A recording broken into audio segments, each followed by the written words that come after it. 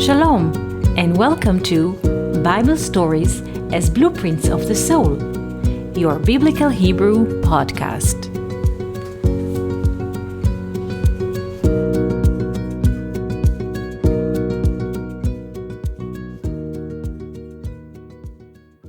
When people are reading the story of going out of Egypt, which is known as Haggadah, we read or we meet three words in Aramaic.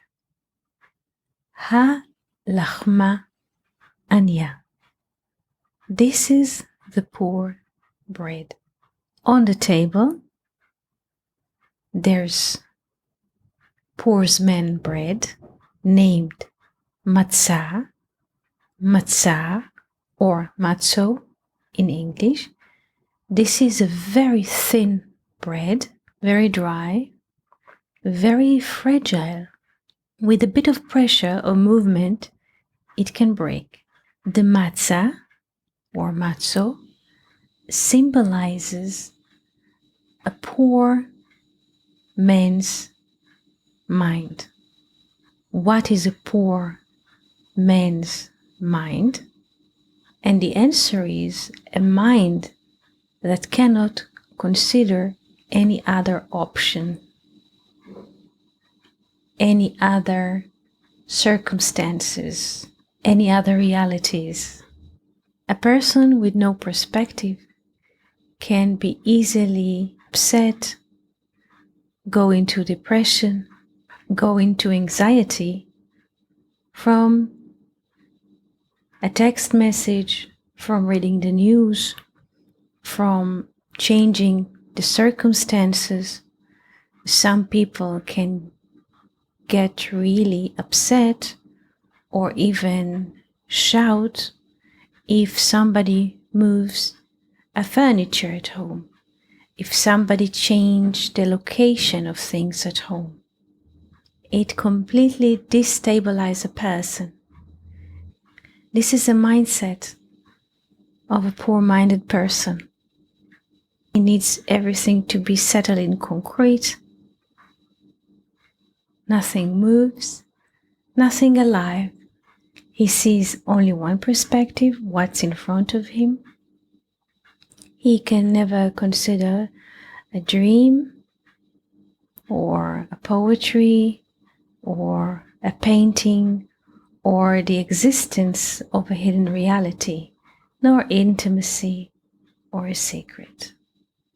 So the story of going out of Egypt, or the discussion about going out of Egypt, starts with three words in Aramaic. Ha-lachma anya. This is the poor bread. Two of the three words, ha-lachma, this bread in Aramaic, contains a very deep secret. And with this secret that they hold, I would like to open our discussion today about the poor man's bread. Those two words, ha-lachma in Aramaic, give us the value of 85. 85 is the value of the word milah. Milah in Hebrew is a word in English. What is a word? If we say A, B, C, D, E, F, G, it's not a word. It's a stream of letters. So what is a word? According to the Hebrew structure or understanding, milah, the word milah, comes from the two stem letters, mem and lamed. Mem and lamed, or from the verb mal. Mal in Hebrew means to cut. So what is a word? Word is the letters that we are cutting. If we shall write a letter to a person without putting or using the space bar of the keyboard, it just would be infinite letters. But if we make a space, if we click on the space bar in the right place, we are creating the sense of a word. We're cutting or spacing or put space between the letters. If I will say now THEBOOKISONTHETABLE. Letters, they don't have any meaning. But if I'll stop and cut the words, make a space bar while I speak between them, they will have a meaning. The book is on the table. So, what is a word?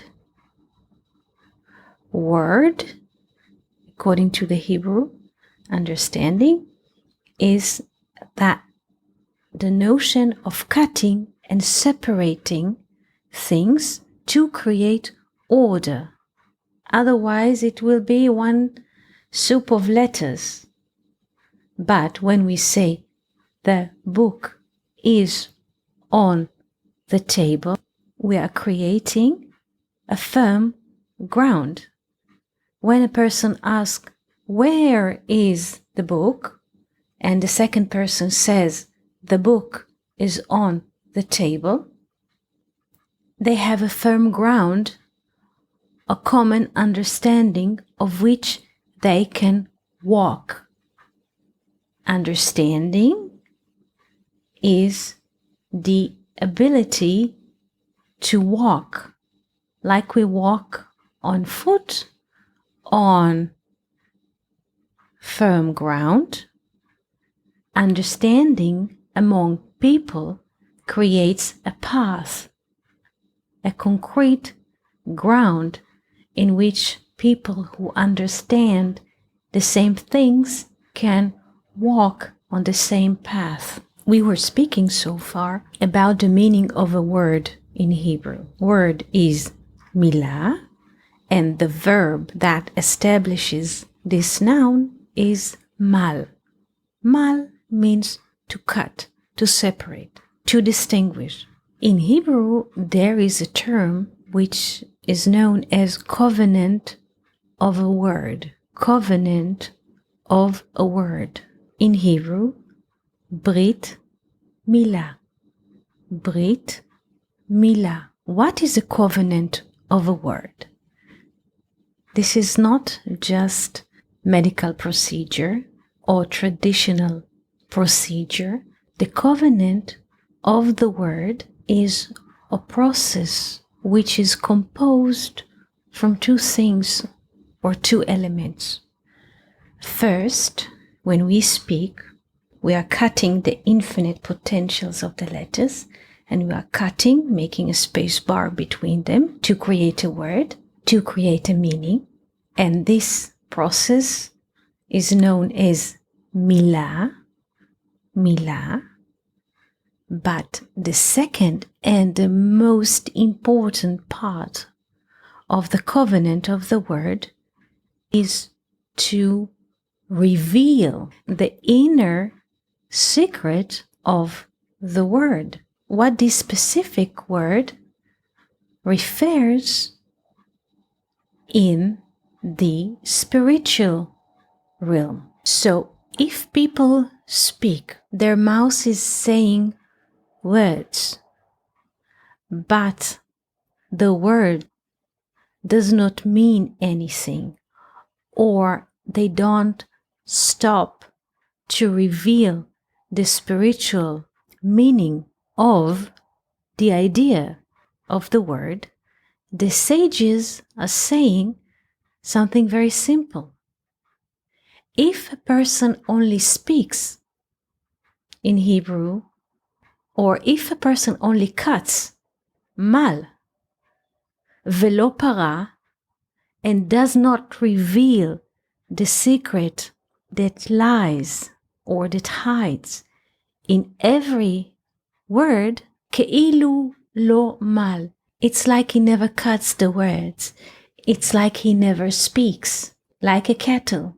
Kettle does not speak. Human has a capability of speaking. So again, the sages are saying, mal velo para, cut the words and not revealing their spiritual meaning. It's like he never cuts the words. In other words, it's like he never speaks. He's silent as a stone. This is quite hard to understand why such a thought is encompassing all of this process with the covenant of the word. To understand why the sages express themselves in this, so to speak, harsh way. Some people say it's very harsh. People speak all over the place, 24/7, many channels, many websites. We have to look into the value of those two Hebrew words and see where those two words lead us. And then we shall see how come the sages come into this conclusion or perspective. A person who speaks but does not reveal the inner meaning of a word is like he never speak. He's silent like a stone. The term for a word in Hebrew is milah. Milah. The word milah has a value of 85. The word for revelation in Hebrew is pri'ah. Pri'ah. The word pri'ah is written with P, Resh, Yod, Ain, He, pri'ah. Pri'ah. The value of pri'ah is 365, like the value of the days in a solar year. When we add the sum of those two words together, milah, which symbolizes the cutting of the letters to create a word, which is 85, plus the value of the word pri'ah, which is a revelation in English, we get the following sum. 85 is the value of the word milah in Hebrew. Pri'ah, revelation, has the sum of 365, and together they make the sum of 450. If we take the zero out and relate only to the two digits, 4 and 5, we get the sum of 45. 45 is the value of the word Adam in Hebrew, which is human in English. Now maybe we can see why did the sages arrive to this conclusion. When a person only speaks words outside, external words outside of his mouth, but does not reveal their spiritual meaning, it is considered to him like he had never been spoken. Because what makes a difference between an animal and human, or beast and human, or cattle and human, is the ability to speak. But not just the ability to say words, speak mechanically, because the speech is the expression of the soul. If a person speaks without revealing the inner meaning of each and every word, he doesn't scratch the hidden meaning of our being here. The cause of all of us human beings appearing on this planet in different times in history to reveal our spiritual existence. To summarize our conversation today, ha-lachma, those two words in Aramaic in which we open the Haggadah, the story of going out of Egypt, mean in English, this bread. This bread, ha-lachma, has the value of 85, which is the value of the term word in Hebrew, milah. So, the bread, or this bread, is not a physical bread. It refers to the word, milah. A person who lives only around spoken words which have no meaning or do not refer to a higher realm of existence, this is the bread of a poor-minded person. Poor-minded person nourishes himself with no meaning. This is a slave-minded person. A person who lives with no meaning, a spiritual meaning in his life, he is a slave. So we open the conversation with two words, ha-lachma, this bread. This bread in Aramaic has the value of 85, like the Hebrew term for a word.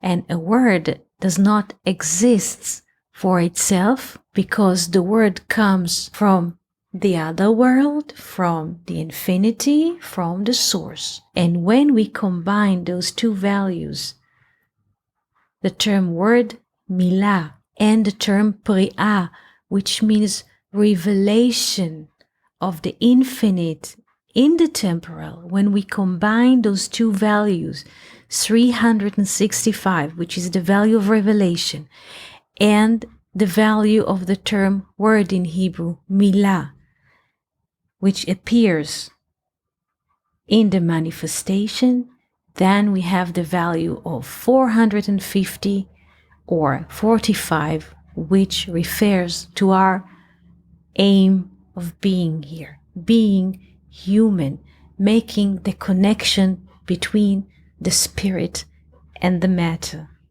So this was a little complex conversation about two words in Aramaic that are opening the Haggadah, and upon those two words, the whole story of Exodus is built. Wishing you happy spring and warm autumn. Shabbat Shalom v'Chag Sameach. Thank you for listening to Bible Stories as Blueprints of the Soul. We hope that you enjoyed this episode. If you have any questions, comments, or would like to hear more about a certain topic, just write us an email to hebrew@learnoutlive.com. We are always happy to hear from you. For more episodes, videos, and articles like this, please visit our website at hebrew.learnoutlive.com. We also would like to invite you to join our live classes. Just search for Online College of Biblical Hebrew on Facebook and start learning now with students from all over the world. Koltuv and Shalom.